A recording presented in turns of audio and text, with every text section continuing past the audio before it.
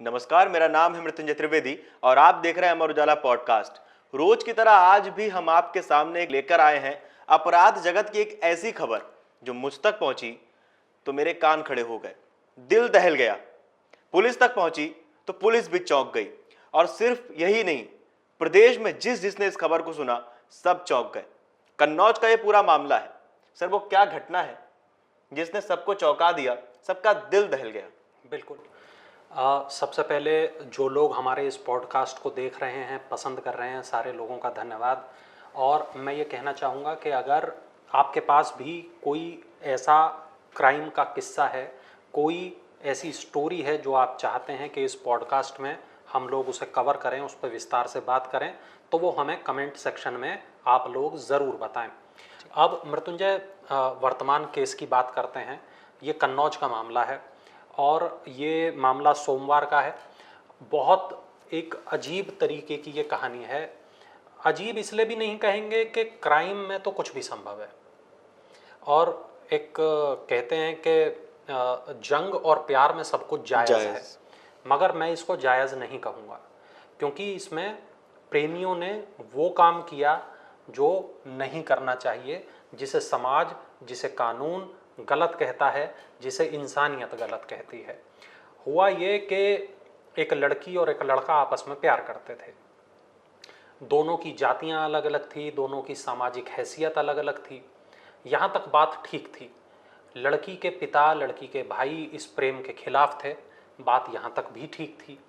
लेकिन इसके बाद लड़की ने जो किया लड़के के साथ मिलकर, वो किसी भी तरीके से ठीक नहीं कहा जा सकता। लड़के ने नींद की गोलियां खरीदी, वो लड़की को दी। लड़की ने उन नींद की गोलियों को सब्जी में मिलाया, अपने परिवार को खिला दिया, सुला दिया।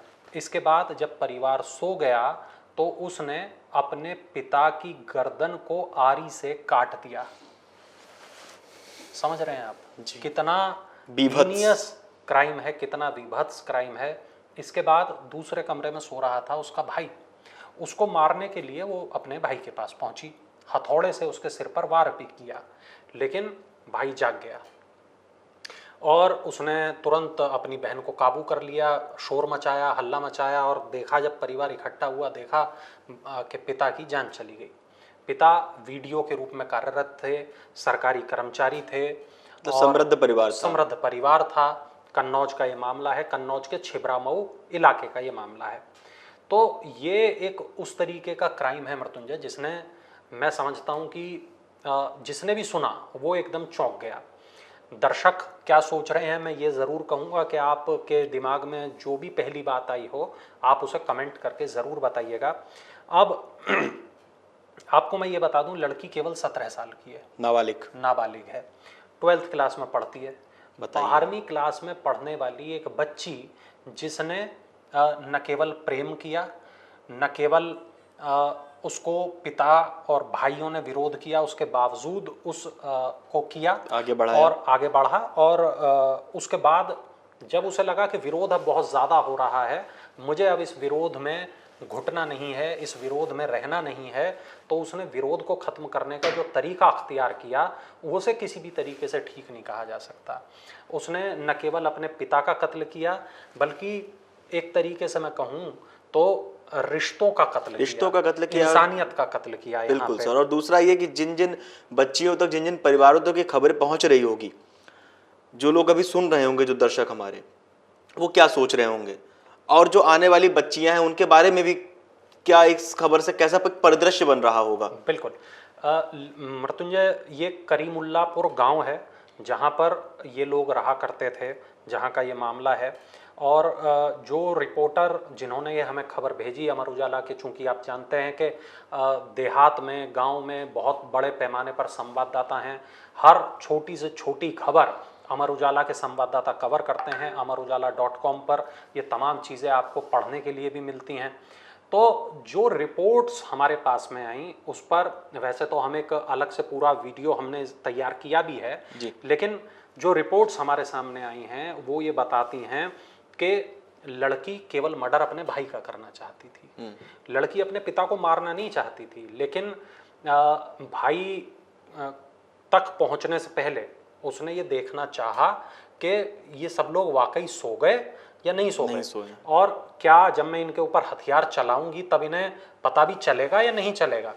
तो उसने अपने पिता को कहें कि जान से मारने के लिए हथियार नहीं चलाया था, ट्रायल किया। आरी नहीं चलाई थी, लेकिन उसने ये कोशिश करके देखी कि देखते हैं क्या होता है। सर वही बात होगी, पहले ट्रायल करके देख लेते हैं। हाँ, लेकिन जैसे ही उसने आरी चलाई, वो आरी आपको पता है गर्दन बहुत नाजुक हिस्सा होता है और एक हजारों नसें होती हैं, एक भी नस अगर उसमें से इधर उधर हुई तो काम हो गया। वही इस केस में हुआ, पिता की गर्दन को उसने आरी जब चलाई तो पिता की मृत्यु हो गई। हालांकि ऐसा लग नहीं रहा कि ये लड़की सच बोल रही है। मुझे तो ऐसा लगता है कि उसने जानबूझ के पिता की हत्या को अंजाम दिया होगा। उसके बाद वो भाई के पास जाना चाहती होगी कि भाई को हम मार देंगे, उसके बाद में शायद महिलाओं की बारी आती। लेकिन भाई चूंकि जाग गया, अब किशोरी जो है वो लड़की, वो अपना बयान जो उसने दर्ज कराया है, उसने यही कहा है कि मैं केवल अपने भाई की मर्डर करना चाहती थी और पिता को मैं केवल ऐसा देख रही थी कि आखिर होता क्या है। तो घाव गहरा हुआ और उसमें उनकी जान चली। सर यहाँ तक दो सवाल जो दिमाग में आए। पहला ये कि नाबालिग बच्चों तक नींद की दवाइयाँ पहुँच कैसे रही हैं? बिल्कुल, देखिए गांव देहात के अंदर जब हम नोएडा को पार करते हैं, जब ये कंक्रीट का पूरा साम्राज्य, पूरा जंगल खत्म होता है, वहाँ पर मेडिकल स्टोर संचालक बगैर डॉक्टर के अनुमति के, बगैर डॉक्टरी प्रिस्क्रिप्शन के क्या ये दवाइयाँ बेच पा रहे हैं, और अगर ऐसा हो रहा है तो संबंधित विभाग क्या कर रहा है? बिल्कुल ये एक बड़ा सवाल है। अगर लड़की ने अपने प्रेमी से, जैसा उस लड़की ने कहा भी है कि मैंने अपने प्रेमी को, प्रेमी ने भी यही बताया है कि लड़की ने मेरे को ये कहा कि मुझे कुछ दिन से नींद नहीं आती, करीब 10 दिन हो गए मुझे नींद नहीं आती, मुझे कोई दवाई ला के दे दो। वो मेडिकल स्टोर वाले के पास गया, उसने ये परेशानी बताई, मेडिकल स्टोर वाले ने उसे कुछ गोलियां दे दी। लेकिन अगर ऐसा हो रहा है कि एक नाबालिग 17 साल के बच्चे को अगर मेडिकल स्टोर संचालक बिना किसी डॉक्टरी संस्तुति के ये दवाइयां दे रहा है, तो कितनी बड़ी परेशानी की बात है। लूप होल है सर ये तो बहुत बड़ा। हाँ, अब इसके बाद मृत्युंजय हुआ ये कि दवाइयाँ उनको मिली, दवाइयाँ लेने के बाद वो उन्होंने लड़की को दे दी, लड़की ने अपने परिवार के खाने में मिला के दे दी। इसमें एक बात ये भी पता चल रही है मृत्युंजय कि करीब 1 हफ्ता पहले भी लड़की ने यही किया था। इससे पहले भी कोशिश कर चुकी है। हाँ, इससे पहले उसने दवाइयाँ मिलाई, परिवार को सुलाया, हालांकि वो किसी की जान नहीं ले पाई उस वक्त। और इन्होंने मतलब जो इनका 11th का जो रिजल्ट था वो कोई बहुत खास नहीं था दोनों का ही, ना लड़के का ना लड़की का, और दोनों की कास्ट अलग अलग थी। लड़के के जो पिता हैं वो एक किसान हैं, बहुत छोटे किसान हैं, बहुत बड़े किसान नहीं हैं, और लड़की के पिता सरकारी नौकरी में हैं। वीडियो वो थे जिनको कत्ल कर दिया गया। लड़का जो बच गया उसने ये बताया कि वो, उसे पता था, उसे अंदाज़ा था कि उसकी बहन ऐसा कुछ कर सकती है, तो वो बार बार अपनी बहन को टोकता था, मना करता था कि भाई इस लड़के के चक्कर में तुम ना पड़ो वगैरह वगैरह, जैसा भाई लोग करते हैं जी। समाज के अंदर, ऐसा वो करता था। लेकिन इसी दौरान उसे कुछ ऐसी भनक नहीं थी कि उसकी बहन इतना बड़ा कदम भी उठा सकती है कि वो हत्या जैसे काम को अंजाम दे सकती पिता है, की, वो भी पिता की। और अभी पुलिस ने ये पुलिस जब वहाँ पहुँची तो पुलिस ने फॉरेंसिक टेस्ट कराए, तमाम तरीके के पुलिस के अधिकारी मौके पर पहुँचे, देखा आखिर ये हुआ क्या है। और जो बातें प्रथम दृष्टिया सामने आती हैं, दरअसल पुलिस जब काम करना शुरू करती है तो वो कई लेयर्स में काम करती है। भारत का जो पुलिसिंग सिस्टम है वो कई लेयर्स में काम करता है। उसमें कई तरीके के अलग अलग विभाग की इन्वॉल्वमेंट होती है, उसमें कई अलग अलग तरह की टीमों की इन्वॉल्वमेंट होती है। और जैसे जैसे मैं कहूँ कि हम आगे बढ़ रहे हैं, विज्ञान तरक्की कर रहा है, कातिलों को पकड़ने के, अपराधियों को पकड़ने के, मुजरिमों को पकड़ने के नए से नए तरीके, टेक्नोलॉजीज भी डेवलप हो रही हैं। तो फॉरेंसिक टीम भी मौके पर पहुंची, पुलिस के आला अधिकारी भी मौके पर पहुंचे, और तमाम तरीके के जो वहाँ फिंगरप्रिंट्स हो सकते थे या अन्य चीज़ें हो सकती थी वो कलेक्ट किए। अब इनको सबूत के तौर पे रख लिया जाएगा और पोस्टमार्टम होगा ऑब्वियसली बॉडी का, तो विसरा के कुछ पार्ट्स रख लिए जाएंगे। तो कई तरीके की जो चीज़ें हैं वो एक कत्ल का जो केस होता है वो उसमें शामिल होती हैं।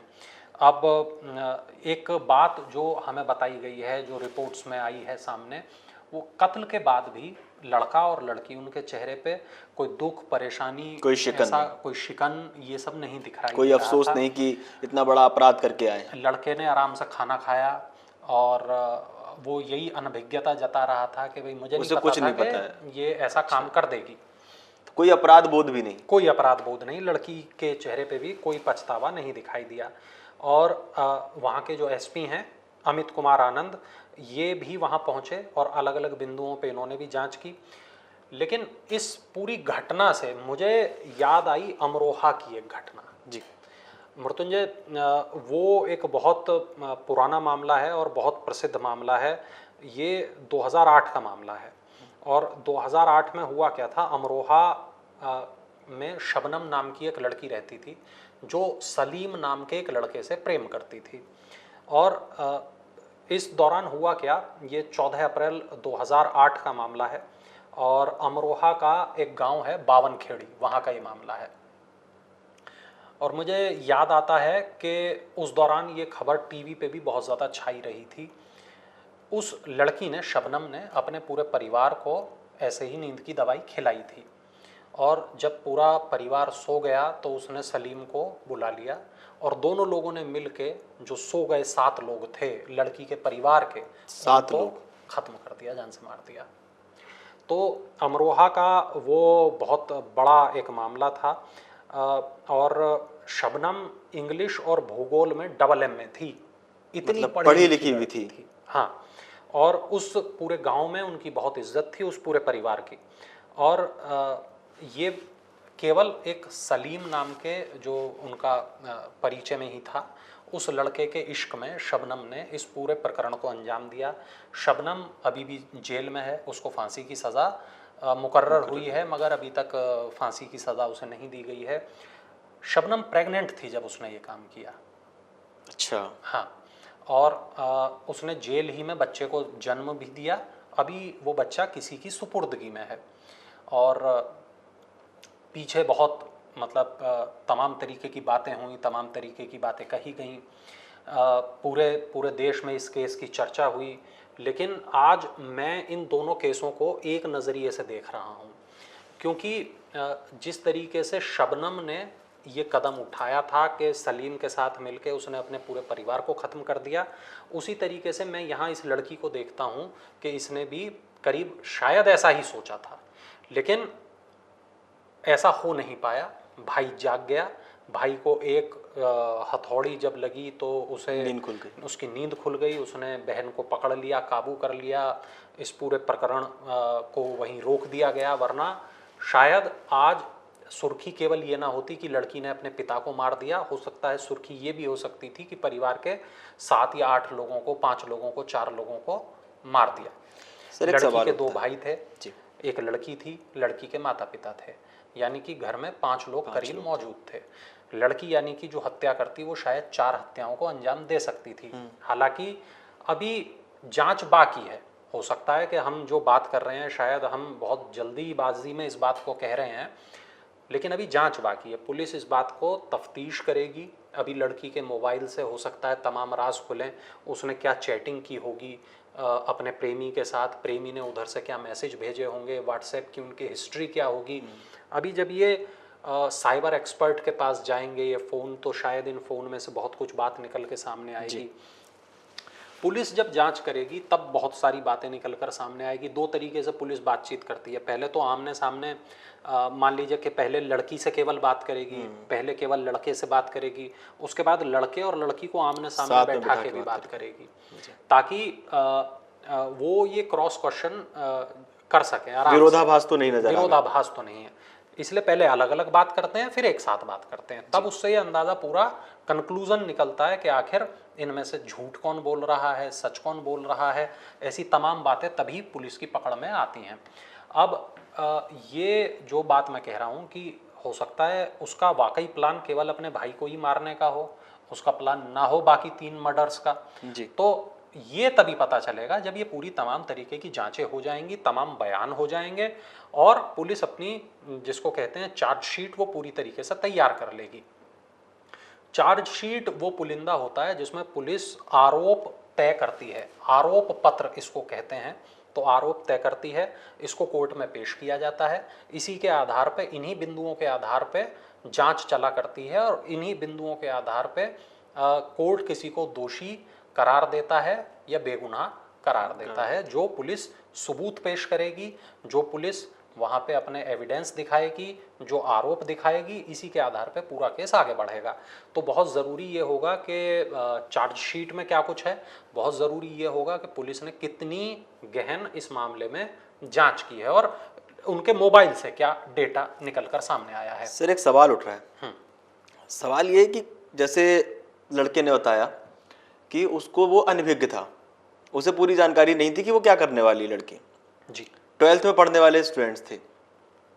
लड़की ने ये कहा कि पहले जैसे जो हमारी रिपोर्ट्स हैं, रिपोर्टर्स की जो रिपोर्ट्स हैं, पहले आरी से पिता का गला रेता गया, उसके बाद हथौड़े से भाई के ऊपर प्रहार किया गया।